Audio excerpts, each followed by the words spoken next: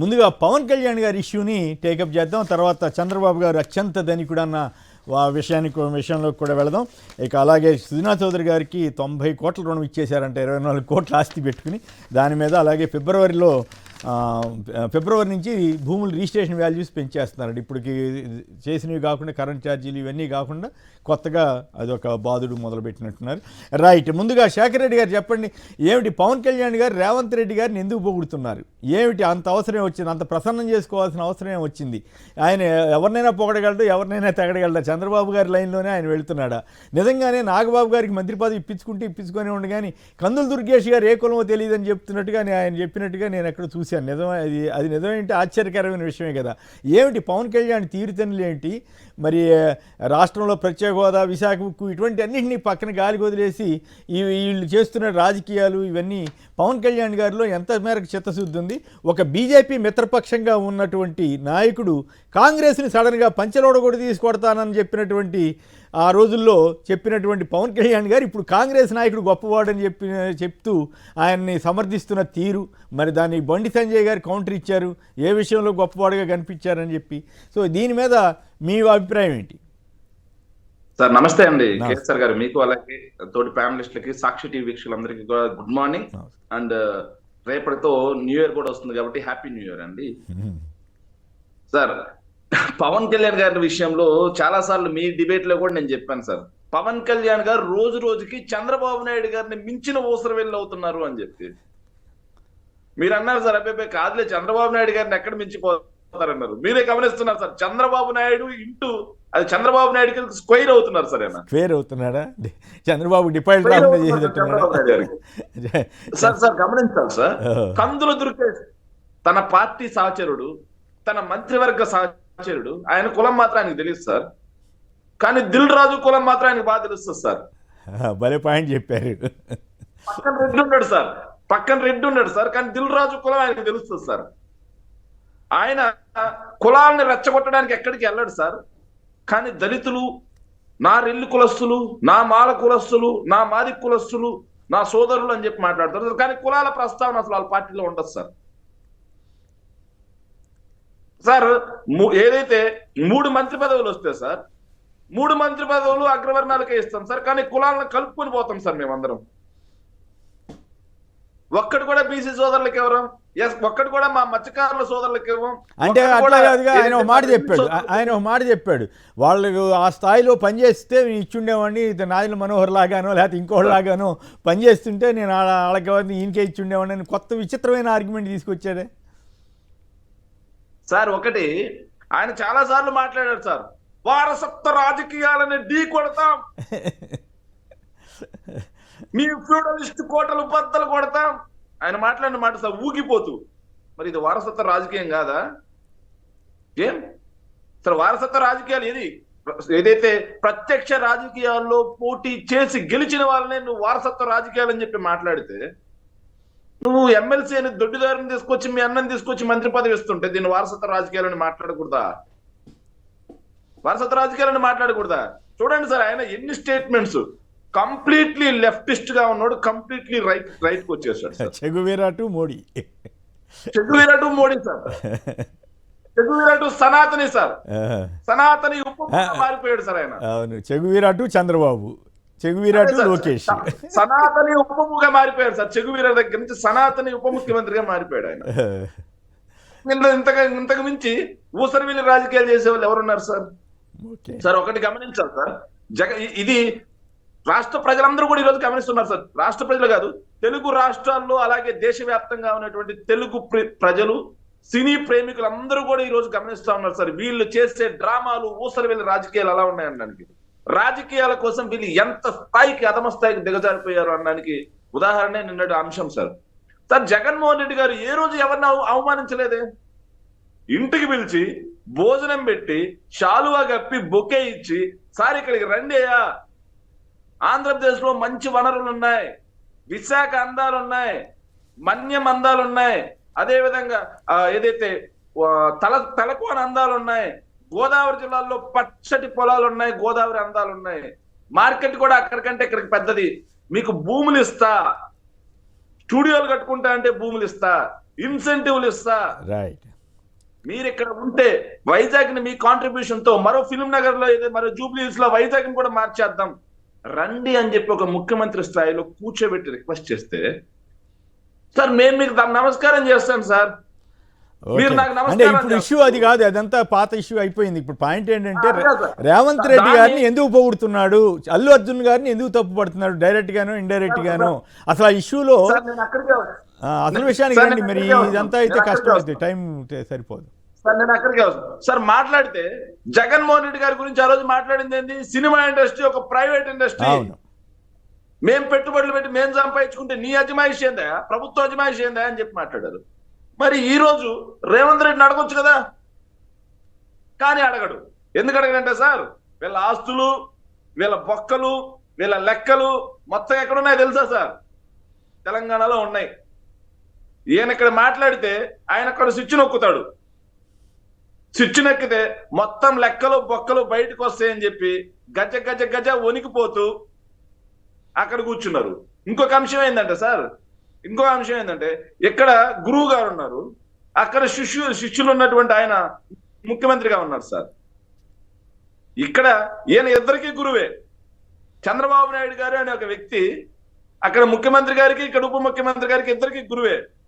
వామ్మో మా గురువు గారి శిష్యుని నేనేమన్నా అంటే మా గురువు గారికి ఎక్కడ కోపం వస్తుందో అని చెప్పేసి గురువు గారి శిష్యుని ఇంకో శిష్యుడు పొగుడుతున్నట్టున్నాడు సార్.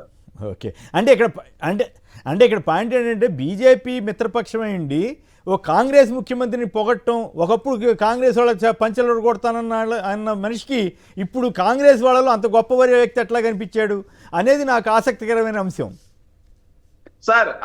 అతను కాదేది పొగడతకు అనర్హం అన్నట్టుగా ఆ ప్లేస్ లో కాంగ్రెస్ వాళ్ళు కాదు సార్, ఆ ప్లేస్ లో కంప్లీట్ గా లెఫ్ట్ లో ఉన్నటువంటి సిపిఎం వాళ్ళన్నా పొగడేవాడు సార్. ఓకే. అవసరం కోసం తన అవసరం గడుపుకోవడం కోసం ఎవరి సంకెక్కడానికైనా ఎవరిని చుట్టుపట్టుకోవడానికైనా రెండిటికి సిద్ధమైనటువంటి వ్యక్తి చంద్రబాబు అయితే, చంద్రబాబు నాయుడు గారిని మించిపోతున్నటువంటి వ్యక్తి పవన్ కళ్యాణ్ గారు సార్. అవసరాల కోసం రాజకీయ పొత్తులు, అవసరాల కోసం రాజకీయ తిట్లు రెండు చేయగలిగినటువంటి సిద్ధాస్తుడు సార్ ఆయన. రైట్. ఒక స్టాండ్, ప్రజల కోసం రాజకీయం చేద్దాం, ప్రజా అవసరాల కోసం రాజకీయం చేద్దాం, రాష్ట్ర అభివృద్ధి కోసం రాజకీయం చేద్దామని ఏ కోశాన లేనటువంటి సనాతని ఉపము గారి ఈ దరిద్రం కొట్టు రాజకీయాలకి శ్రద్ధాంజలి చెప్పి చేంజ్ అవుతాం సార్. రైట్. వెంకటేష్ గారు చెప్పండి, మీకేం అర్థమైంది పవన్ కళ్యాణ్ గారు కాంగ్రెస్ నేతను పోగొట్టడంలో కానీ రేవంత్ రెడ్డిని ప్రసన్నం చేసుకోవడానికి, బహుశా వచ్చే సినిమాల్లో వాళ్ళకి ఇబ్బంది లేకుండా చేసుకోవడానికి ఇదంతా ప్రాతిపదిక ఏమిటి? మీకేమనిపించింది? అట్లాగే నాగబాబు గారికి మంత్రి పదవి ఇవ్వటాన్ని సమర్థించుకున్న తీరు కానీ, అసలు కందుల దుర్గేష్ కులం ఏంటో తెలియదని చెప్పిందని మీరైతే నమ్ముతారా? అసలు ఏమిటి పవన్ కళ్యాణ్ ఇన్ని రకాలుగా నటించగలరా? సినిమాని రాజకీయాల కోసం, రాజకీయాన్ని సినిమా వ్యాపారం కోసం సక్సెస్ఫుల్గా వాడుకుంటున్న వ్యక్తిగా పవన్ కళ్యాణ్ని చూడవచ్చా? అది అవకాశవాద రాజకీయమా, విలువలు పతనమైన వ్యవహారమా? ఇవన్నీ పక్కన పెడితే మరి పవన్ కళ్యాణ్ తెలివిగానే తన అధికారాన్ని నిలబెట్టుకోవడం కోసం రెండో వైపు సినిమా వ్యాపారాన్ని సఫలం చేసుకునేందుకు ఈ ప్రయత్నాలు చేస్తున్నాడని అనుకోవచ్చా?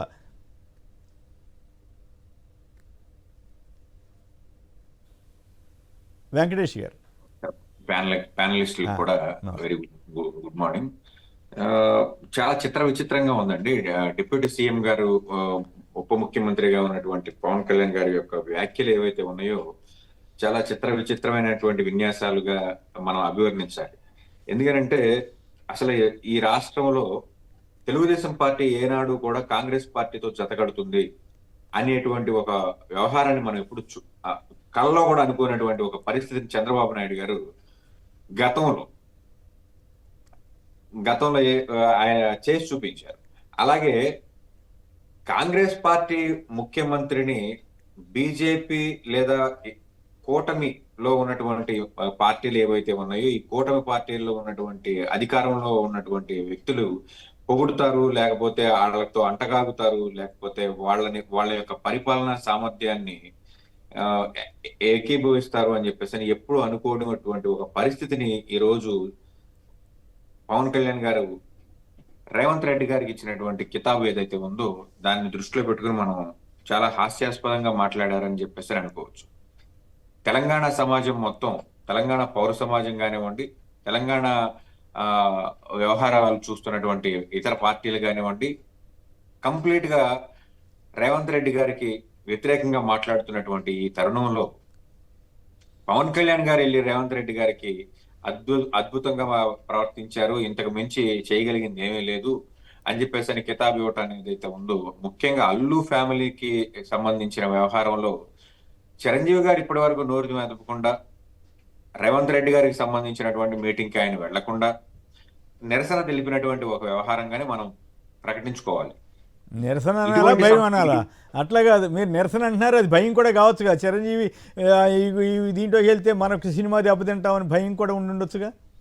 ఖచ్చితంగా అండి. ఇప్పుడు సినిమా వ్యాపారం చేసిన వాళ్ళు చాలా సాఫ్ట్ టార్గెట్ లో ఉంటారు కాబట్టి తప్పించక తాను ఒక తిరిగేవాడు ధన్యుడు సుమతి అని ఆయన ఒక సైడ్ అయిపోయినటువంటి ఒక పరిస్థితుల్లో పవన్ కళ్యాణ్ గారు ఇప్పుడు ఆయన సినిమాలు రిలీజ్ గా ఉన్నాయి. యాక్చువల్ గా 2 సినిమాలు రిలీజ్ గా ఉన్నాయి 2025 లో. అలాగే ఆయన అన్నగారికి ఆ అబ్బాయి సినిమా రిలీజ్లు ఉన్నాయి, తర్వాత మేనలోటి సినిమాలు రిలీజ్ ఉన్నాయి. వీటన్నిటిని దృష్టిలో పెట్టుకుని ఆయన కిరణ్ కుమార్ రెడ్డి గారితో అంటకాగడానికి సిద్ధమయ్యాడు సినిమా పరిశ్రమకి సంబంధించినంత వరకు అని చెప్పేసి మనం మాట్లాడాల్సినటువంటి. రేవంత్ రెడ్డి గారితో కిరణ్ కుమార్ రెడ్డి మీరు పొరపాటున రేవంత్ రెడ్డి గారితో క్షమించాలి, రేవంత్ రెడ్డి గారితో. ఇప్పుడు ఈ కితాబ్ ఏదైతే ఉందో ఇది ఈ అరెస్ట్ కు ముందు కానివ్వండి, లేకపోతే అరెస్ట్ జరిగినటువంటి ఒక 24 అవర్స్ లేకపోతే 48 అవర్స్ లోనే ఆయన మాట్లాడినట్లయితే డెఫినెట్ గా ఆయన ఏదో ఒక స్టాండ్ తీసుకున్నాడని చెప్పేసి మనం అందరం కూడా అప్రిషియేట్ చేయాల్సినటువంటి ఒక పరిస్థితి. కానీ జరగాల్సిన డ్యామేజ్ కానివ్వండి, జరిగిపోయినటువంటి డ్యామేజ్ ని కానివ్వండి, రికవరీ మోడ్ లో లేకుండా అల్లు అరవింద్కి ఏదో మానవతా దృక్పథం లోపించింది అల్లు అర్జున్ గారికి అని చెప్పేసి అని చెప్పడం ఏదైతే ఉందో, ఇది ఒక రకంగా బ్యాక్ స్టాబింగ్ అనే చెప్పాలి. ఒక రకంగా బ్యాక్ స్టాబింగ్ అనే చెప్పాలి. ఎందుకంటే వెన్నుపోటనే చెప్పాలి. ఖచ్చితంగా వెన్నుపోటనే చెప్పాలి. ఎందుకంటే ఇటువంటి ఒక క్లిష్ట సమయంలో కుటుంబానికి అండగా ఉండాలి. నువ్వు దేశానికి రాజు అయినప్పటికీ కూడా ఖచ్చితంగా కుటుంబానికి. ఇప్పుడు అల్లు అరవింద్ గారు ఫస్ట్ రెమ్యూనరేషన్ పవన్ కళ్యాణ్ గారికి ఇచ్చింది అల్లు అరవింద్ గారే. ఇటువంటి ఒక సమయంలో అల్లు అరవింద్ గారి కుమారుడిని అరెస్ట్ చేసి నానా యాగి చేస్తున్నటువంటి తెలంగాణ ప్రభుత్వాన్ని తూర్పారబట్టకుండా, ఆనాడు జగన్మోహన్ రెడ్డి గారితో వ్యవహారం ఏదో తేడా వచ్చినప్పుడు, ఏమయ్యా దిల్ రాజు నువ్వు రెడ్డివి, జగన్మోహన్ రెడ్డి గారు కూడా రెడ్డే, మీ రెడ్లు తేల్చుకోండి, సినిమా పరిశ్రమను ఎందుకు ఈ రోజు చేతులు కట్టుకుని మా అన్నయ్యతో దండాలు పెట్టిస్తారని చెప్పేసి అని పత్రికా ముఖంగా లేదంటే మీడియా ముఖంగా బాహాటంగా ఆయన వ్యవహరించినటువంటి తీరు, అత్యంత జుగుప్సాకరంగా ఒక ముఖ్యమంత్రి గురించి మాట్లాడినటువంటి ఒక తీరు మనం అందరం చూస్తున్నాం. మరి ఈ రోజు ఏం జరిగింది సార్? ఈ రోజు కాళ్ళు ఒకటే పట్టుకోలేదు. నిజం చెప్పాలంటే సినిమా పరిశ్రమ వ్యక్తులు చేతులు కట్టుకోవడం కాదు. ఆ రోజు మురళీమోహన్ గారు చాలా గొప్పగా మాట్లాడారు. జగన్మోహన్ రెడ్డి గారి ఇంటి బయట కార్లు ఆపిచ్చి సినిమా వ్యక్తులందరినీ కూడా ఇంట్లోకి నడిపించుకుంటా వెళ్లారు. లిఫ్ట్లలో తీసుకెళ్లేదు, లేకపోతే కార్లు డైరెక్ట్ గా జగన్మోహన్ రెడ్డి గారి కాన్ఫరెన్స్ రూమ్ వరకు తీసుకెళ్లలేదు. ఇలాంటి వ్యక్తులు ఇలాంటి మాటలన్నీ మాట్లాడిన మురళీమోహన్ గారు ఈరోజు వంగి దండాలు పెట్టడం, మీడియాలో రావటం ఏదైతే ఉందో, చాలా ఒక రకంగా చెప్పాలంటే మేము చాలా హ్యాపీగా ఫీల్ అయ్యాం.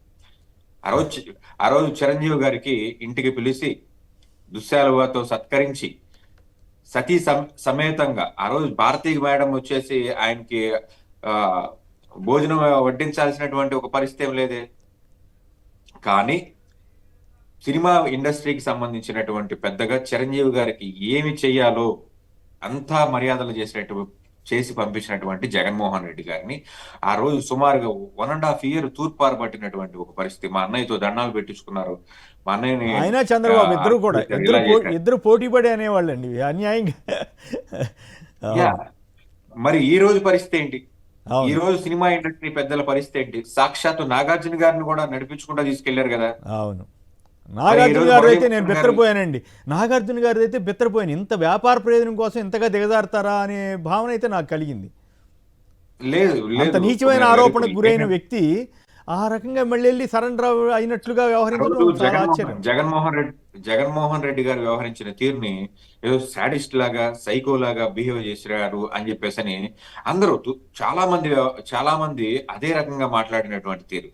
మరి ఈ రోజు నాగార్జున గారు కానివ్వండి, వెంకటేష్ గారు కానివ్వండి, మురళీమోహన్ గారు కానివ్వండి, వీళ్ళందరూ ఎందుకు ఇలా వంగి వంగి దండాలు పెట్టాల్సి వస్తుంది అనే ఇప్పుడు ఇప్పుడు దానికి ఇప్పుడు కారణం పవన్ ఏంటంటే, కళ్యాణ్కి వచ్చిన అవసరం ఏంటండి? అంటే ఆయనకు కూడా వ్యాపార అవసరమా, లేకపోతే ఇంకోట అసలు ఏమిటి ఇంతగా రేవంత్ రెడ్డి గారిని పొగడాల్సిన అవసరం ఏంది? ఒక పక్క బండి సంజయ్ గారు తిట్టాడు కూడా, బీజేపీలో మిత్రపక్షంగా ఉంటూ కాంగ్రెస్ని పొగడాల్సిన అవసరం ఏముంది? కామ్గా ఊరుకో, చట్టం తన పని తను చేసిపోతాను ఏదో తప్పుకుంటున్నారు కదా సినిమా వాళ్ళందరూ.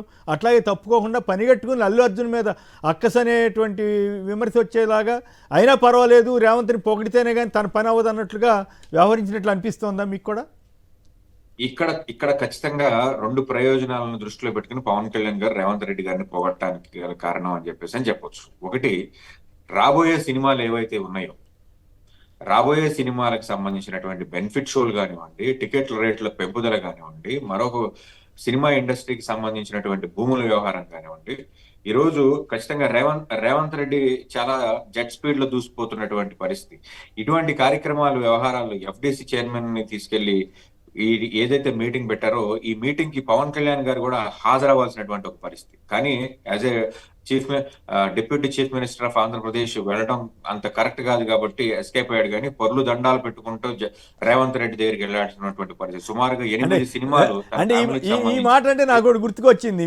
మీరు గతంలో కేసీఆర్ని విమర్శిస్తే కేసీఆర్ చాలా వ్యంగ్యంగా ఎద్దేవా చేశారు కదా, ఆ తర్వాత వీళ్ళిద్దరు కలవరేమో అనుకుంటే కేసీఆర్ దగ్గరికి వెళ్ళి కేసీఆర్ని పొగిడాడు, మీకు గుర్తుందా? ఆ తర్వాత ఆయన సినిమా రేట్లు పెంచుకోవడానికి అవకాశం వచ్చినట్టు పంచగట్టుకుని మరి వెళ్ళాడు.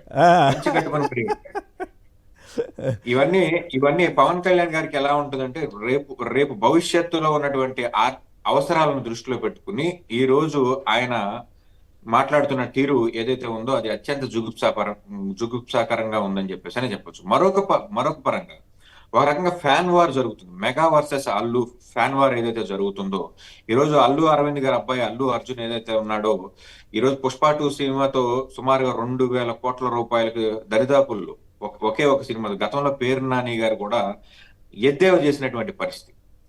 యాక్చువల్గా అల్లు అర్జున్ గారు ఏమి ఎద్దేవా చేసినటువంటి పరిస్థితి కాదు కానివ్వండి. గతంలో చిన్న హీరోలు, అంటే నీ కుటుంబం నుంచి వచ్చిన చిన్న పిల్లలు కూడా ఈ రోజు 100 కోట్ల రూపాయల వ్యవహారాలు నడుపుతున్నటువంటి పరిస్థితి, కలెక్షన్లు సాధిస్తున్నటువంటి ఒక పరిస్థితి. నీ పరిస్థితి ఏంటి అని చెప్పేసి అని క్వశ్చన్ చేసినటువంటి, గతంలో ఆయన ప్రతిపక్షంలో ఉన్నప్పుడు మాట్లాడినటువంటి వేధిస్తున్నట్టున్నారులేండి. ఓకే, అది ఆయన మానసికంగా నిద్రపోనివ్వకుండా చేస్తున్నటువంటి ఒక పరిస్థితి. ఈర్ష్యాసులు కూడా ఉన్నాయంటారా మీరు చెప్పేదాని ప్రకారం? ఖచ్చితంగా ఈ రోజు అలాగే అనుకోవాలి సార్. ఎందుకంటే అన్నం పెట్టిన చేతిని ఏ రోజు కూడా కరవాలని ఎవరు కూడా అనుకోరు. అల్లు అర్జున్ లేకపోతే పవన్ కళ్యాణ్ అనే వ్యక్తితో సినిమా తీసే వ్యక్తి కూడా లేడు ఆ రోజు. అరవింద్ అనే వ్యక్తి, అల్లు అరవింద్ అనే వ్యక్తి లేకపోతే ఆ రోజున కనీసం పవన్ కళ్యాణ్ అనే వ్యక్తిని పెట్టి సినిమా తీసే వ్యక్తి కూడా లేడు. కానీ అలాంటి వ్యక్తి యొక్క కొడుకు ఈ రోజు అత్యంత ప్రమాదకర పరిస్థితుల్లో ఉన్నటువంటి పరిస్థితి. ఒక రకంగా చెప్పాలి, ఇంటి మీద రాళ్లేస్తున్నారు, ప్రభుత్వంతో ఏకపక్షంగా యుద్ధం చేస్తున్నాడు. ప్రపంచం వ్యాప్తంగా తను గెలిచినప్పటికీ, నేషనల్ అవార్డు తీసుకొచ్చినప్పటికీ ఈ రోజు కూడా అప్రిసియేషన్ లేదు. వీటన్నిటిని దృష్టిలో పెట్టుకుని అతని మీద ఈ పవన్ కళ్యాణ్ ఏదైతే సాగిస్తున్నటువంటి ఫ్యాన్ వార్ ఏదైతే ఉందో, ఈ ఫ్యాన్ వారికి పరాకాష్టే ఈ రోజు ఈ కామెంట్స్ అని చెప్పాలి. యాక్చువల్ గా పవన్ కళ్యాణ్ గారి యొక్క పరామర్శని కానివ్వండి, విమర్శని కానివ్వండి, అల్లు ఫ్యామిలీ ఏ రోజు కోరుకున్న అటువంటి ఒక పరిస్థితి కాదు. కానీ ఈ రోజు పనిగట్టుకుని వివాదం ముగిసిపోయిన తర్వాత ఈ రోజు ఆయన మాట్లాడిన తీరు ఏదైతే ఉందో, మరి ఆయన ఏ రకంగా మాట్లాడారనేది రాజకీయ వర్గాల్లో కూడా ఇది ఒక విపరీతమైనటువంటి చర్చకు దారి. అంటే అవసరమైతే బీజేపీని పొగడగలడు, అవసరమైతే వాళ్ళని ఎన్ని ఎంత బతిమిలాడుకున్నాడు వెళ్ళి పార్టీలో కూటమిలో చేరాలని, ఇప్పుడు వచ్చి కాంగ్రెస్ ని పొగడగలడు ఆయన. అది గొప్ప విశేషమే కదా. గత 10 సంవత్సరాల్లో పవన్ కళ్యాణ్ గారు కలిసినటువంటి పార్టీలు కానివ్వండి, ఆయన చేసినటువంటి రాజకీయ విన్యాసాలు కానివ్వండి, ఈ దేశ చరిత్రలో ఏ పార్టీ కూడా చేయనటువంటి పొత్తులు, ఎత్తులు చేసినటువంటి వ్యక్తి పవన్ కళ్యాణ్ గారు.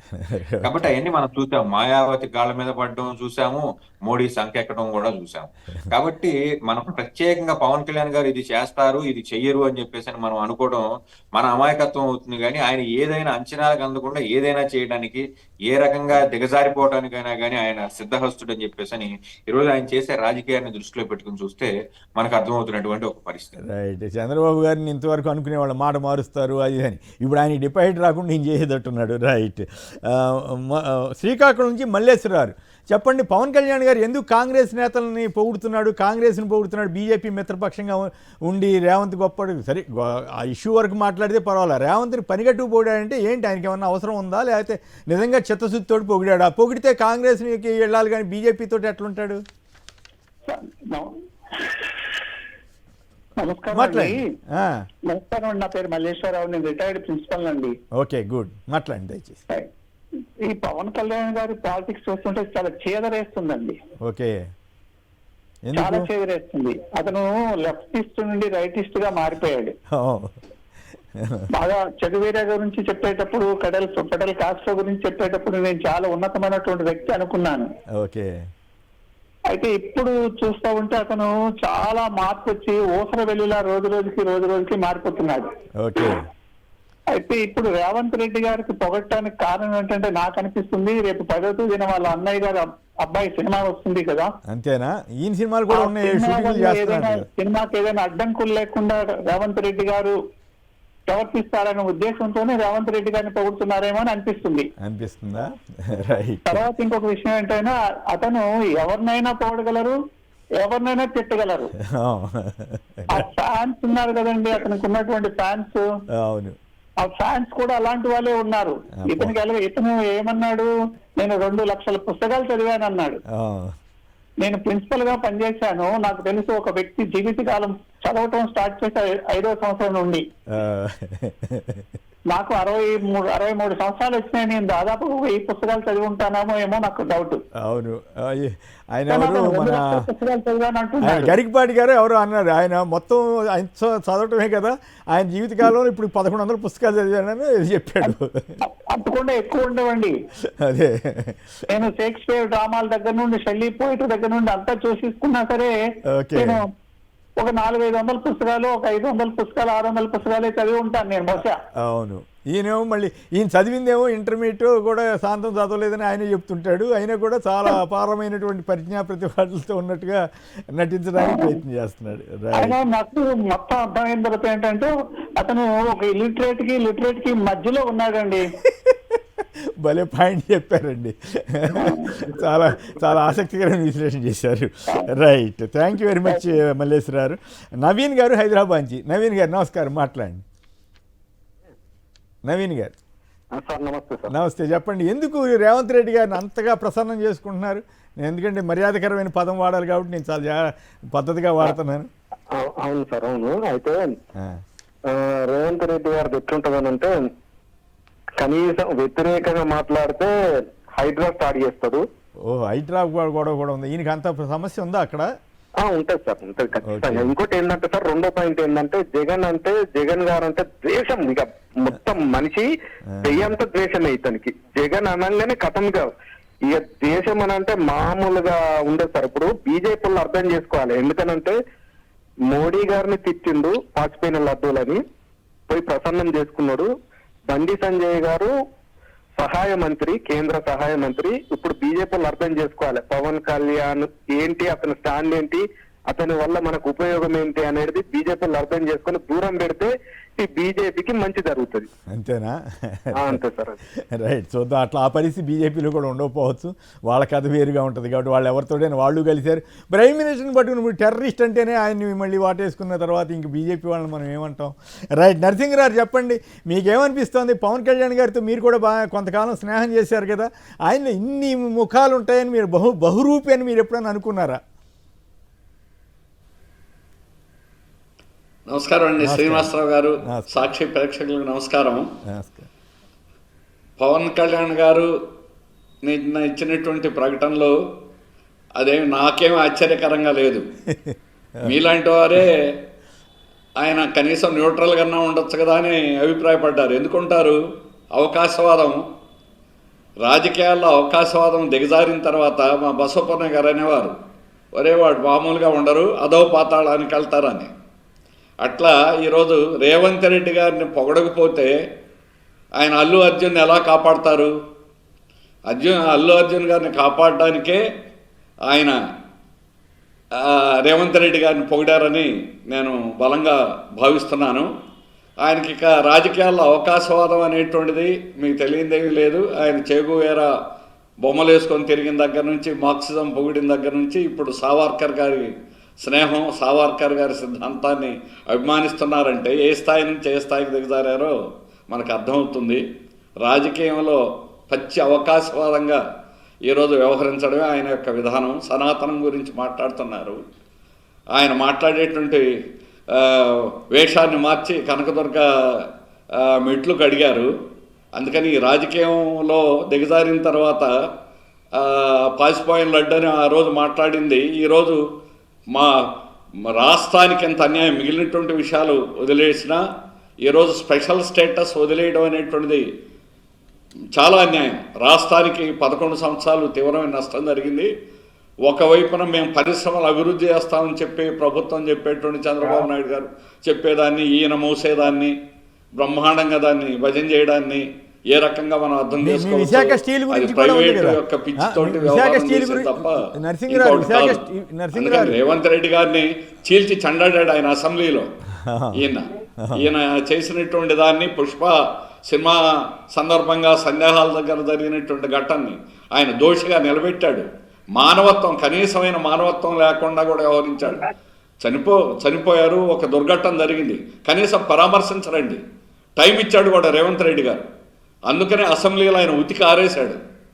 ఇక దాని నుంచి బయటపడాలంటే ఖచ్చితంగా రేవంత్ రెడ్డి పూర్తిగా కరెక్ట్ కాదనుకుంటా. ప్రసన్నం చేసుకోవడం రెండో మార్గం లేదు. మీ యాంగిల్ పూర్తిగా కరెక్ట్ కాదనుకుంటా. ఆయన ఇంట్రెస్ట్ అల్లు అర్జున్ కాదు, ఆయన ఇంట్రెస్ట్ ఆయన అనకొడుకో లేకపోతే ఈయనకి రాబోతున్న సినిమాలో అనేది ఎక్కువ మంది అభిప్రాయం. అఫ్ కోర్స్ మీ అభిప్రాయం మీకు ఉండొచ్చు, నేనేం తప్పు పట్టట్లేదు, కానీ బట్ పూర్తిగా కరెక్ట్ గా ప్రస్తుతానికి ఇమీడియట్ గా అయితే అల్లు అర్జున్ నిజంగా అలాగే ఆయనకి అసెట్స్ కానీ సినిమాలు కానీ అన్ని హైదరాబాదు, తెలంగాణ. అందుకని వాటన్నిటికీ భవిష్యత్తులో కూడా ఆయనకి ఇబ్బంది లేకుండా ఉండేదానికి అవకాశవాదం అంటే అదే కదా సార్. అంతే. అందుకని రేపు ఏమొస్తాయి, ఏ సినిమాలు దేనికి ఉపయోగపడతాయి అనేటువంటిది ఏదన్నా రేవంత్ రెడ్డి బీజేపీ కాదు కాదు. ఇంట్రెస్టింగ్ పాయింట్ ఏంటంటే బీజేపీ మిత్రుడేంటి కాంగ్రెస్ ముఖ్యమంత్రిని పొగిడాడు. వాళ్ళేమో ఇక్కడ అధికారం సాధించడానికి నానా తంటాలు పడుతుంటే వాళ్ళ నెత్తి మీద నీళ్లు పోసినట్లు అయింది కదా బీజేపీ వాళ్ళకి. మళ్ళా వాళ్ళతో అవసరం వచ్చినప్పుడు వాళ్ళని పొగుడుతారు సార్. ఆల్రెడీ తెలియదేముంది శ్రీనివాసరావు గారు. నాకు తెలిసిన అవకాశవాదం దిగజారిన తర్వాత అది ఎప్పుడు ఎక్కడ ఎట్లా అవసరమైతే అవసరమైనట్టుగా ఉపయోగించుకుంటారు. చిరంజీవి గారే సెలబ్రిటీని మొత్తం అమ్ముకున్నారు. అందుకని ఈయనకు ఒక లక్ష్యం ఉంది ఆంధ్ర రాష్ట్రంలో. ఆ లక్ష్యం కోసం ఈయన అట్లాగే తెలంగాణలో ఈయన ప్రయోజనాలు ఉన్నాయి. ఆ ప్రయోజనాలు కాపాడడం కోసం ఈరోజు, ఎందుకంటే జడ్జింగ్ ఆయన మొదట్లో వచ్చినప్పుడు మీ స్నేహితులు అన్నారు కదా, నిజమే, నా పక్కనే కూర్చున్నారు. మా టెంట్కి వచ్చి జడ్జింగ్ కార్పొరేషన్లో మేము నిరాహార దీక్షలు చేస్తుంటే అప్పటికి 100-150 రోజులు అయింది. ఆయన కూడా వచ్చి కూర్చున్నారు. వెంకటేష్ అని ఒక ఆయన విజయనగరం నుంచి వస్తే ఆత్మహత్య చేసుకుంటూ జడ్జింగ్ కార్పొరేషన్ ఆఫ్ ఇండియాని ప్రైవేట్ చేయడం ప్రమాదం, నేను బ్రతకలేమని చెప్పేసి సూసైడ్ నోట్ పెట్టాడు. ఆయన రాజకీయాలు అప్పుడే రావడం అదే ఫస్ట్ అండి. విశాఖపట్నంలో వచ్చి జడ్జింగ్ కార్పొరేషన్లో మమ్మల్ని మా పోరాటాన్ని బలపరచడమే ఆయన ఫస్ట్ రాజకీయాలు అడుగుపెట్టడం. ఆయన మొన్న అసెంబ్లీలో చెప్పుకుంటాను నేనే కాపాడానని, వచ్చి మా టెంట్లో కూర్చొని వెళ్ళిపోయాడండి. అది ఆయన చేసింది. మరుసటి రోజు ఇది భయపడి చంద్రబాబు నాయుడు గారు వచ్చేసి లేదు నేను కూడా వ్యతిరేకమైన, అప్పుడు దాకా ఆయన మాట్లాడలేదు. ఆయన మాట్లాడాడు. మేము వెళ్ళి ఢిల్లీలో అన్ని పార్టీలు చుట్టూ తిరిగి అన్ని పార్టీలు ఆనాడు ప్రభుత్వానికి వ్యతిరేకంగా పార్లమెంట్ లో లేవనెత్తించి చివరికి గడ్కరీ వచ్చి విశాఖపట్నం వచ్చి నేను డ్రెడ్జింగ్ కార్పొరేషన్ ప్రైవేట్ చేయనంటే ఇది ఆయన గొప్పతనం లాగా ప్రకటించుకున్నాడు. మొన్న అసెంబ్లీలో మాట్లాడాడండి, నేను కాపాడాను. కాదు కాదు విశాఖ ఒక్క నిమిషం, విశాఖ స్టీల్ ని కాపాడాలి కదా. ఎలక్షన్ ముందు ఏం మాట్లాడారు చంద్రబాబు గారు, పవన్ కళ్యాణ్ గారు? ఇప్పుడేమో అసలు విశాఖ స్టీల్ మాట్లాడట్లేదు. అవును, ఈ రోజు విశాఖ స్టీల్ విశాఖ స్టీల్ గురించి ఆయన 2 గంటలు ఆలకించారు, సంతోషం. నేను కూడా మాట్లాడుతా అన్నారు. ఏం మాట్లాడుతున్నారు? ఈరోజు డైరెక్ట్గా ఆర్సెలర్ మిట్టల్కి పోటీ పెట్టి విశాఖ స్టీల్ ప్లాంట్ని లేకుండా చేయాలనేటువంటి ప్రయత్నంలో ఉన్నారు. అందుకని అంత తీవ్రమైనటువంటి ప్రయత్నం కేంద్ర ప్రభుత్వం చేస్తూ ఉంటే నోరెత్తి మాట్లాడలేనటువంటి పరిస్థితి. అక్కడ ఆర్సెలర్ మిట్టల్ పెడితే నక్కపల్లి ప్రాంతం నాకు తెలుసు, ఆ 5,000 గ్రామాలు, ప్రతి గ్రామం నేను తిరిగాను. ఆ గ్రామాల్లో 2000 నుంచి 2013 దాకా 14 దాకా అనిత గారు వచ్చి వాళ్ళకి ఎక్స్ట్రా ఒక్కొక్క రైతులను పిలిచి బేరమాడి ఆ భూముల్ని స్వాధీనం చేసుకోవడం అనేటువంటి జరిగింది. కోర్టు స్టే ఉంది అప్పుడు కూడా, ఆ స్టే తీసుకొచ్చింది ఏమే. అందుకని ఆనాడు సిపిఎం పార్టీ ప్రజల తరఫున అక్కడ పోట్లాడి ఆ భూములు కాపాడింది. కానీ ఈరోజు ఆ భూములన్నీ లాగేసుకొని సగం ఫార్మా హబ్కిను సగం ఆర్సెలర్ మిట్టర్కి అక్కడ ఎవరు దాని మీద పబ్లిక్ హీరింగ్ జరిగింది. పర్యావరణానికి చాలా ప్రమాదం అక్కడ పెడితే ఆ స్టీల్ ప్లాంట్ కానీ అక్కడ కానీ ఆర్సెలర్ మిట్టర్ చేసినటువంటి కానీ విశాఖ స్టీల్ 20,000 ఎకరాల్లో ఈరోజు 7 మిలియన్లు, ఆయన 20 మిలియన్లు స్టీల్ ప్లాంట్ పెడతాడట, 1,60,000 కోట్ల రూపాయలు తీసుకొస్తాడట. 20 మిలియన్లు స్టీల్ ప్లాంట్ పెడితే చుట్టూ ఉన్న ప్రజలు ఏమవుతారు? ఓ ఇళ్ళు చూడండి, రూర్కెలా ఇళ్ళు చూడండి, బిలాయ్ బొక్కలో ఇళ్ళు చూడండి, అడవుల్లో పెట్టారు అవి. అయినా ఆ ప్రాంతం ప్రజానీకానం అక్కడ ఉన్నటువంటి పర్యావరణం, విశాఖపట్నం స్టీల్ ప్లాంట్ ఒక్కటే కుమారస్వామి గారు కూడా చెప్పారు, బెస్ట్ లేఅవుట్, పర్యావరణంలో కూడా బెస్ట్ అవార్డ్స్ వచ్చినటువంటిది విశాఖ స్టీల్ ప్లాంట్. దాన్ని నాశనం చేసి ఈరోజు ప్రైవేట్ వాడికి అప్పచెప్పాలని ప్రైవేట్ పిచ్చితో ఈరోజు రాష్ట్ర ప్రభుత్వం వ్యవహరిస్తుంది. కేంద్ర ప్రభుత్వం దీన్ని ఎలాగన్నా మొండిగా కార్మికులను కడుపులు కాల్చి కార్మికులకు జీతాలు ఇవ్వకుండా మలమల మార్చి ఈరోజు ఎలాగన్నా కానీ మేము దండం పెట్టి స్టీల్ ప్లాంట్ తప్పించుకు ఎలాగైనా ప్రైవేట్కి ఇస్తారని చెప్పేసి అనుకుంటున్నారు. ప్రాణాలు పోయిన విశాఖ స్టీల్ ప్లాంట్ కార్మికులు ఎవరు? ఈరోజు 117% ఉత్పత్తి చేస్తున్నారు. మీరు 3 బ్లాస్ట్ నడపండి, బ్రహ్మాండంగా లాభాలు సాధిస్తాం. కానీ మీరు ఏదో ప్యాకేజీలు ఇచ్చేస్తే ప్యాకేజీలతోటి విశాఖ స్టీల్ ప్లాంట్ సమస్య పరిష్కారం కాదు. సొంత గనులు ఎందుకు ఎవరనే సమాధానం చెప్పండి. దేశంలో అన్ని స్టీల్ ప్లాంట్కి ఉన్నాయి. కేంద్ర ప్రభుత్వాన్ని అడిగేటువంటి ధైర్యం వీళ్ళకి లేదు. అందుకని ఈరోజు విశాఖ స్టీల్ ప్లాంట్ని ఎలాగన్నా ప్రైవేట్ వాడికి ఇచ్చేదానికి కూడా ఆర్సెలర్ మిట్టర్ని గొప్పగా చెప్పడం అనేటువంటిది, ప్రైవేట్ వాళ్ళు గొప్పవాళ్ళు అని చెప్పడం ఏ రకంగా కరెక్ట్ అని అడుగుతున్నాం. మీరు కేంద్ర ప్రభుత్వం ప్రకటించినటువంటి 2021లో కూడా 945 కోట్ల ప్రాఫిట్ తో ఉంది. ఈ 3 ఏళ్ళు మీరు కావాలని ఉత్పత్తి జరగనివ్వకుండా, అక్కడ ప్రొడక్షన్ జరగకుండా, సేల్స్ జరగకుండా బెస్ట్ క్వాలిటీ ఈ రోజు కూడా దక్షిణ భారతదేశంలో నంబర్ 1 విశాఖ స్టీల్ కాదు. పవన్ కళ్యాణ్ ఎట్లా మార్చినట్లే విశాఖ స్టీల్ విషయంలో కూడా చంద్రబాబు పవన్ కళ్యాణ్ అవకాశం. ఇప్పుడు స్టీల్ ప్లాంట్ గురించి పవన్ కళ్యాణ్ గారు కానీ అలాగే రాష్ట్ర ప్రభుత్వం వ్యవహరిస్తున్నటువంటి తప్పు, కేంద్ర ప్రభుత్వం అతి దుర్మార్గంగా ఉంది, కక్ష కట్టి ఈ రోజు వ్యవహరిస్తుంది. మీరు అడగాలి. అందుకని పవన్ కళ్యాణ్ గారు అందులో భాగస్వామి, సంకీర్ణ ప్రభుత్వంలో భాగస్వామి. మీరు గోల పెట్టమే కానీ వాళ్ళు అడిగే పరిస్థితి వాళ్ళ దగ్గర. కానీ రఘునాథ్ రెడ్డి గారు బెంగళూరు నుంచి, రఘునాథ్ రెడ్డి గారు చెప్పండి. పవన్ కళ్యాణ్ గారు అడగడం లేదనేది మేము గోల పెట్టడం మేమే కాదు, రాష్ట్ర ప్రజలందరూ గోల పెట్టే రోజు వస్తుంది సార్. విశాఖ స్టీల్ ప్లాంట్ కి అదేమి సెంటిమెంట్ లేదు, ఇదేమి అవదు అని అనుకుంటే చాలా పొరపాటు.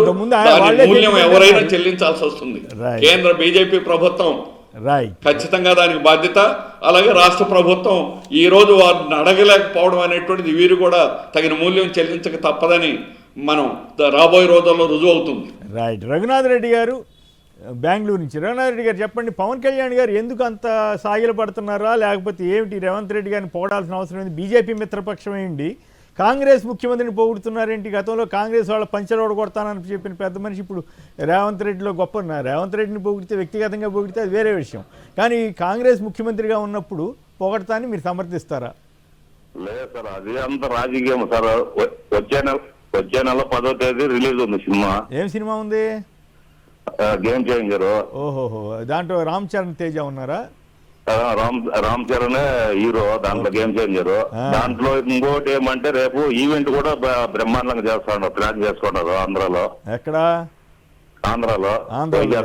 ఓకే, హైదరాబాద్ లేదు. ఇప్పుడు కాకపోతే ఇంకోటి ఏమంటే అల్లు అర్జున్ ఇది చేస్తా ఉండేదంటే అది రాజకీయంగా వైఎస్ఆర్సీపీకి 2 కిటాలు వచ్చి పోయినాడు ఓకే నంద్యాలకు. కాకపోతే జనసేనకు ఒకసారి కూడా రాలేదు అనేది ఒక కక్షపూరితంగా ఇది చేస్తా ఉండేది. ఓకే ఇప్పుడు పుష్ప 2కు పర్మిషన్ లేదు. ఇప్పుడు గేమ్ చేంజర్ కి ఎట్లా ఇస్తాడు పర్మిషన్? ఇస్తారా ఇవరా? ఇంకా అది ఇంకా తేలలేదు కదా. లేదు సార్, తేలింది. రేపు ఈవెంట్ బ్రహ్మాండంగా ఉంది 1వ తారీఖు. ఉందా? శేఖర్ గారు కరెక్టేనా మీరు ఆయన చెప్పేది? గేమ్ చేంజర్కి వచ్చేసరికి రేవంత్ రెడ్డి గారే తగ్గుతాడా? వీళ్ళు పొగిడారు కాబట్టి, పవన్ కళ్యాణ్ పొగిడాడు కాబట్టి. సార్ పవన్ కళ్యాణ్ పొగిడారు కాబట్టి రేవంత్ గారు ఇస్తారు అంటే నేను ఒప్పుకోను సార్. 100% ఒప్పుకోను. ఎందుకంటే రేవంత్ రెడ్డి గారు ఎక్కడైనా బహిరంగ సభల్లోనో లేకపోతే మన ప్రెస్ మీట్ లోనూ మాట్లాడంటే ఓకే, కానీ అసెంబ్లీ సాక్షిగా మాట్లాడారు కాబట్టి రేపు వీళ్ళకి అధిక ధరలకి, రేపు వీళ్ళకి బెనిఫిట్ షోలకి అనుమతులు ఇస్తే మాత్రం అసెంబ్లీ సాక్షిగా ప్రతిపక్షాలు రేవంత్ రెడ్డి గారికి నలుగు పెడతాయి సార్. ఓకే కాదుగా మరి అందుకని చెప్పి మరి ఇప్పుడు కాదుగా ఇప్పుడు కాదు పవన్ కళ్యాణ్ గారు పొగిడేం ఉపయోగం? అప్పుడు అంత ప్రసన్నం చేసుకోవాల్సిన అవసరం ఏముంది? బీజేపీ కోపం వచ్చినా పర్వాలేదని పొగిడాడు కదా సార్. ఒకటి మీరు గమనించాల్సిన అంశం ఏంటంటే ఒకే ఒక మాటలో చెప్తాను సార్. ఏదైతే మన వెంకటేష్ గారు మాట్లాడినప్పుడు నాకు ఒక విషయం స్ట్రైక్ అయింది సార్. సార్ పక్క పార్టీ కుటుంబాల్లో రాజకీయంగా విభేదాలు వచ్చి, పక్క పార్టీకి చెందిన కుటుంబాల్లో రాజకీయంగా విభేదాలు వచ్చి వాళ్ళు వేరే వేరే పార్టీల్లో ఉంటే వాళ్ళకి ఏం న్యాయం చేయలేనాడు, రాష్ట్రానికి ఏం న్యాయం చేస్తామని చెప్పి ఈయన మాట్లాడతాడు సార్. శుద్ధులు చెప్తాడు సార్ పవన్ కళ్యాణ్ గారు. కానీ తన కుటుంబ సభ్యుడు నిన్నే రాజకీయంగా విమర్శించలేదులే. తన మిత్రుడి కోసం స్నేహధర్మంతో అక్కడికి ఒక రోజు వెళ్ళొస్తే ఆయన మీద విపరీతమైన ద్వేషంతో, కడుపు మంటతో ఎలాగైనా అనగదొక్కాలని ఫ్యాన్ వారు తీసుకొచ్చి ఈరోజు అతని ఇబ్బందులకు కూడా సగం కారణం ఇతనే సార్. ఓకే అతని ఇబ్బందులకు కూడా సగం కారణం ఇతనే. ఈ రోజుకి ఏదైతే నేను నరసింహరావు గారి వాదనతో ఒకదాంతో నేను విభేదిస్తాను సార్. పవన్ కళ్యాణ్ గారు ఏదైతే అల్లు అర్జున్ ని కాపాడటం కోసం ఈరోజు ఇట్లా మాట్లాడుతున్నాడు, కాపాడటం కోసం అయితే ఇలా ఉండదు సార్ నరసింహరావు గారు. ఇది కంప్లీట్ గా ఇంకా అల్లు అర్జున్ ని పాతాళానికి తొక్కాలి అని కుట్రలో భాగంగా పవన్ కళ్యాణ్ గారు రేవంత్ రెడ్డి గారికి దగ్గర అవుతున్నారు సార్. Okay right. ఇది కూడా మీరు గమనించాలి. ఆ కేసులో ఎలా ఆయన ఇరికించాలి, ఎలా ఆయన ఇంకా తొక్కేయాలి. ఓకే సినిమా ఇండస్ట్రీలో అసలు అల్లు ఇప్పుడు అర్జున్ అట్లా కాదుగా, చంద్రబాబు గారి టైంలో 29 మంది చనిపోయిన పుష్కరాల్లో నోరు విప్పల, అట్లాగే కందుకూరు గుంటూరులో తొక్కిసలాట్లు జరిగి 11 మంది చనిపోయినా నోరు విప్పల. ఇక్కడికి వచ్చేసరికి ఒక వ్యక్తి చనిపోవడం బాధాకరమే అయినప్పటికి కూడా అందులో అల్లు అర్జున్ పాత్ర ఏముంటుంది? ఆయన వెళ్తే తొక్కిసలాట జరగమని ఆయన కోరిక చెప్పాడా? సో వాళ్ళు ఆ ఫ్యామిలీని అర్ధరాత్రిగాడ దాకా ఉండడానికి పిల్లల్ని తీసుకుని రమ్మని చెప్పాడు ఆయన. వీళ్ళు వెళ్ళి చేసిన దానికి అల్లు అర్జున్ మీద బనాయించి పెడతా ఉంటే అదేంది ఆయనకేం సంబంధం అని అడగకపోగా ఈ రకంగా అల్లు అర్జున్ని తప్పుపట్టేలాగా రేవంత్ని పొగుడుతూ చేస్తారంటే సహజంగానే అనుమానం, మీరు చెప్పినట్లుగా అనుమానం వస్తుంది. రైట్. ఇక మరొక అంశంలోకి వెళ్దాం. అత్యంత ధనిక సీఎం చంద్రబాబు 931 కోట్లకు పైగా ఆస్తులు పోగేశారంటూ ఏడీఆర్ నివేదిక. గతంలో జగన్ గారి మీద ఉన్నవి లేనివి చెప్పి ప్రచారం చేసిన చంద్రబాబు గారు ఇప్పుడు దీనికి ఏమైనా సమాధానం చెబుతారా వెంకటేష్ గారు? సార్ ఒక్క నిమిషం నేను చెప్తాను సార్. ఒక్క మాట నేను చెప్పి ముగిస్తాను సార్. వెంకటేష్ ఒక్క నిమిషం మాట్లాడండి సార్. చంద్రబాబు నాయుడు గారు ఇంతకు ముందు బహిరంగ సభల్లో సార్ నా చేతికి ఉంగరం, అది నా వేలికి ఉంగరం లేదు, నా చేతికి వాచీ లేదు, నా జోబిలో పర్సు లేదు, నా దగ్గర 100 రూపాయలు లేవు, నాకేమన్నా కావాలంటే మా భార్యని అడుగుతా, లోకేష్కి ఏమన్నా కావాలంటే వాళ్ళ భార్యని అడుగుతారు. అదేంటి సార్ మరి 2 ఎకరాల నుంచి 1000 కోట్లకి ఎలా వెళ్ళిపోయారు సార్ అఫీషియల్ గా? సార్ ఆంధ్రప్రదేశ్ అనే అడవికి వీరప్పన్ లాంటి వాడు సార్ చంద్రబాబు నాయుడు గారు. ఆంధ్రప్రదేశ్ వీరప్పన్ లాంటి వాడు సార్ చంద్రబాబు నాయుడు గారు. ఒక లెక్క ప్రకారం 2019 ఎన్నికలకు ముందే చంద్రబాబు నాయుడు గారి కుటుంబ ఆస్తులు 2 లక్షల కోట్లకు దాటిపోయాయి సార్. అది రాజకీయ ఉపన్యాసం చేస్తే ఉపయోగం ఉందిలే కానీ ఇది అఫీషియల్ గా అది ఏడీఆర్ అసోసియేషన్ ఫర్ అఫీషియల్ గానే వెయ్యి సార్, అఫీషియల్ గా ADR చూపించేది. అట్లాంటి అట్లా కాదుగా వదంతులు వాటి మీద ఆధార సహితంగా లేని ఆరోపణలు నేనైతే సమర్థించదాలను. అయితే మీరు చెప్పినట్లుగా 931 కోట్లు ఏ సీఎంకి లేదు. గతంలో జగన్ గారి మీద ఈయన ఇష్టం వచ్చినట్టు మాట్లాడేవారు కదా, ఇప్పుడు దీనికి సమాధానం ఎలా చెప్తారన్నది నా ప్రశ్న. సార్ 900 కోట్ల మీరు ఒక్క విషయం గమనించాలి సార్, 900 కోట్ల మీరు ఒక్క విషయం గమనించాలి. ఏదైతే దేశంలో ఉన్నటువంటి అందరు సీఎంల ఆస్తి విలువ కంటే కూడా ఏంటి 1% ఎక్కువే ఉంది సార్. అందరికంటే కూడా ఎక్కువ ఉంది. ఒక్కరికే ఉంది సార్. Right, okay. వెంకటేష్ గారు మీ విశ్లేషణ ఏమిటి? నిజంగా చాలా చాలా గొప్పగా చెప్పుకోవాల్సినటువంటి ఒక విషయం సార్. గొప్పగా చెప్పుకుందామా? చాలా గొప్పగా చెప్పుకున్నాం. ఎందుకంటే ఈ దేశంలో అన్ని రాష్ట్రాలు, సౌత్ ఇండియాలో కల్లా అన్ని రాష్ట్రాల్లో కల్లా అప్పుల్లో దూసుకుపోతున్నటువంటి ఒక ప్రభుత్వానికి అత్యంత ధనికుడైనటువంటి ఒక ముఖ్యమంత్రి అని చెప్పేసి చెప్పుకోవాలి. ఒక పక్కన సుమారుగా 6 నెలల్లో 1,00,000 కోట్లకు దరిదాపులుగా మన అప్పులు చేరుతున్నటువంటి ఒక పరిస్థితి ఆంధ్రప్రదేశ్ రాష్ట్రానికి. అటువంటి 1,12,000 కోట్లు. ఎస్, సుమారుగా సబ్జెక్ట్ కరెక్షన్ 1,00,000 కోట్లకు దగ్గరగా ఉంది. ఇటువంటి ఒక పరిస్థితుల్లో సుమారుగా 1,000 కోట్ల రమారమి 1,000 కోట్లకు దగ్గరగా ఉన్నటువంటి ఒక ముఖ్యమంత్రి ఆంధ్రప్రదేశ్ రాష్ట్రాన్ని ఏలటం అనేది మా ఆంధ్రప్రదేశ్ రాష్ట్ర ప్రజలు చేసుకున్నటువంటి ఒక గొప్ప అదృష్టంగానో లేకపోతే ఇంతకన్నా దురదృష్టంగా ఉండదు అని చెప్పేసి అనేటువంటి ఒక పరిస్థితితో మాకైతే అర్థం కానిటువంటి ఒక పరిస్థితి. ముఖ్యమంత్రి గారి ఆస్తులు సంపాదించుకోవడం గురించి కానివ్వండి, ఆయన ఆర్థికంగా బలపడడం గురించి కానివ్వండి, మేము ఎప్పుడు కూడా బాధపడే పరిస్థితి లేదు, సంతోషపడే పరిస్థితి కూడా లేదు. ఆయన హ్యాపీగా ఉండాలి, ఆయన కుటుంబం కూడా హ్యాపీగా ఉండాలి. కానీ మా పరిస్థితి ఎందుకు, మా రాష్ట్ర ప్రజల పరిస్థితి కానివ్వండి, మా రాష్ట్ర పరిపాలన కానివ్వండి, ఎందుకు ఇలాగ దౌర్భాగ్యమైనటువంటి ఒక స్థితిలోకి ముఖ్యమంత్రి గారు నెట్టేస్తున్నారనే దానికి మాకెవరికి కూడా అంతుపట్టినటువంటి వ్యవహారం. ఎలక్షన్ కి ముందు ఖచ్చితంగా మీ అందరికి అది చేస్తాను, ఇది చేస్తాను, మీరు ఖచ్చితంగా బిలో పవర్టీ పీపుల్ ఎవరైతే ఉన్నారో వీళ్ళందరినీ కూడా హెలికాప్టర్ లో తిప్పుతాను అన్నట్టుగా, అక్కడికి కూరగాయలను కూడా హెలికాప్టర్ లో విదేశాలకు సప్లై చేస్తాను అని చెప్పినటువంటి ఒక ముఖ్యమంత్రి గారు ఈనాడు 6 నెలలుగా ఏవైతే సూపర్ 6 హామీలు ఉన్నాయో వీటి గురించి మాట్లాడకుండా ఒకవైపు అప్పులు చేసుకుంటూ ఈ రాష్ట్రానికి సంబంధించినటువంటి ప్రజలని అధోగతి పాలు చేస్తూ ఆయన పరిపాలన ఆయన చేసుకుంటూ వెళ్ళిపోతున్నాను అని చెప్పేసి అనే ఒక క్రమంలోనే ఉన్నారు. కానీ ఏదైతే సూపర్ 6 హామీలు తానిచ్చిన హామీలే, ప్రతిపక్షంలో నుండి కానివ్వండి, ప్రజా సంఘాలు కానివ్వండి, మాకు ఆ పని కావాలి, ఈ పని కావాలి, మాకు మరోటి కావాలి అని చెప్పేసి అడిగే పరిస్థితి కాదు. తాను ఎలక్షన్ కి ముందు ఏదైతే మేనిఫెస్టో ఇచ్చారో, వీధి వీధికి ప్రతి టౌన్ కి తిరిగి ఏదైతే అమలారా అక్కలారా మీకు నేను ఇది చేస్తాను అది చేస్తానని చెప్పేసి అని ఆయన చేసినటువంటి హామీలను అడగకుండా ఎవ్రీ వీక్, ప్రతి నెల, ప్రతి వారం ఒక కొత్త ఇష్యూతో డైవర్షన్ పాలిటిక్స్ చేస్తూ ఈరోజు ఆయన ఆర్థికంగా అత్యధికమైనటువంటి పరిస్థితిలో చేరటం ఏదైతే ఉందో దీన్ని మేమందరం కూడా మనస్ఫూర్తిగా ఆహ్వానించాల్సినటువంటి పరిస్థితి. ఆహ్వానించకుండా మేము చేయగలిగిన పరిస్థితి కూడా ఏం లేదు. మరోవైపు కరెంట్ ఛార్జీలకి 15,000 కోట్లు ఇప్పుడు తాజాగా ఫిబ్రవరి 1 నుంచి భూముల విలువ రిజిస్ట్రేషన్ ఛార్జీలు కూడా పెంచుతున్నారటండి. అదే సమయంలో ఇంకో ఇంట్రెస్టింగ్ విషయం ఏంటి, దీన్ని కూడా సంక్షిప్తంగా మాట్లాడితే నరసింహరావు కూడా మాట్లాడతారు. సుజనా చౌదరి గారికి 24 కోట్ల ఆస్తిపై 91 కోట్ల రుణం ఇచ్చారట. సుజనా చౌదరి గారిదే కదా, సుజనా చౌదరి రుణం అంట చట్టవిరుద్ధంగా ఎట్లా సాధిస్తారండి ఇవన్నీ కూడా వాళ్ళు? కొమ్మినేని గారు, ఒక్క కరెంట్ ఛార్జీలు లేదా రిజిస్ట్రేషన్ ఛార్జీలు ఏంటి సార్? ఈ రాష్ట్రంలో ధరలు పెరగని ఏదైనా నిత్యావసర వస్తువు ఉందా? ఈ ధరలు పెరగినటువంటి ఏదైనా సరే ఏ ఒక్క వ్యవహారంలో గాని చంద్రబాబు నాయుడు గారు వచ్చాక ఒక్క పెన్షన్లు తీసుకునేటువంటి ఒక సంఖ్య 1,50,000కు కుదించడం, అది మాత్రం తగ్గించారు. కానీ ఇంకా ఏ వ్యవహారంలో అయినా కానీ చంద్రబాబు నాయుడు గారు వచ్చాక ధరలు తగ్గినటువంటి పరిస్థితి ఉందా?